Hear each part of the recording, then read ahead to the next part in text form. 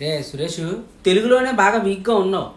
కొద్దిగా స్కూల్లోని కాకపోయినా బయటికి వెళ్ళినా కొంచెం తెలుగు మాట్లాడరా నాయన. అలాగే మాస్టారు, ఈసారి నుంచి నేను తెలుగు నేర్చుకోవడం మొదలు పెడతాను. తెలుగులోనే మాట్లాడతాను మాస్టారు. ఏంటి ఏంటి ఏంటి ఏటి కావాలి? అదేనండి, బంతిపూ బిస్కెట్టు. ఏటి బంతిపూ బిస్కెట్టా? అది లేదు బాబు. అది లేదా? అయితే మన దాగుడు మూతల బిస్కెట్ ఉందా? దాగుడు మూతల బిస్కెట్టా? అది కూడా లేదు బాబు.